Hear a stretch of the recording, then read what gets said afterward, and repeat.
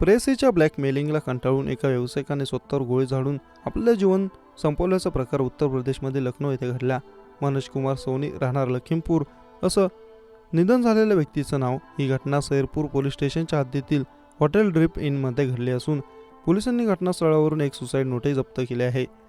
मृत मनोज कुमार यांचे लखीमपूर येथे दुकान होते, तर त्यांची सीतापूर येथील रहिवासी असलेल्या एका मुलीशी ओळख झाली होती। या मुलीने मनोज कुमार यांना प्रेमाच्या जाळ्यात अडकवले व त्यांना ब्लॅकमेल करण्यास सुरुवात केली। यामधूनच मनोज कुमार यांनी आपलं जीवन संपवल्याचा आरोप आहे। या प्रकरणी माहिती देताना पोलीस अधिकारी अभिजित आर शंकर यांनी सांगितलं की सैरपूर पोलीस स्टेशनच्या हद्दीतील हॉटेल ड्रीप इनच्या रूम नंबर 10 मध्ये एका व्यक्तीने अवैध पिस्तुलांना स्वतःवर उजव्या कानाजवळ गोळी झाडून जीवन संपवलं। घटनेची माहिती मिळताच पोलिसांनी दरवाजा तोडून रूममध्ये प्रवेश केला व घटनास्थळावरून अवैध पिस्तूल, एक जिवंत कारतूस व एक रिकामं कारतूस जप्त केला आहे। घटनास्थळी एक सुसाईड नोटही सापडली। फॉरेन्सिक टीमनं घटनास्थळी पाहणी केली आहे। मृत व्यक्तीचं नाव मनोज कुमार सोनी असल्याचं तपासात समोर आलं असून त्याच्या कुटुंबियांनाही घटनेची माहिती दिली आहे। पंचनामा पूर्ण झाल्यानंतर मृतदेह शवविच्छेदनासाठी पाठवण्यात आला असून पुढील तपास सुरू आहे।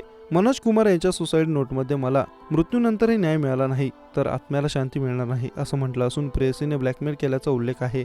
मनोज कुमार यांची सीतापूर येथील तरुणीशी ओळख झाल्यानंतर तिनं त्यांचा फोन नंबर घेतला होता। त्यानंतर तिने त्यांना फोन करायला सुरुवात केली व हळूहळू तरुणीने त्यांना प्रेमाच्या जाळ्यात अडकवलं।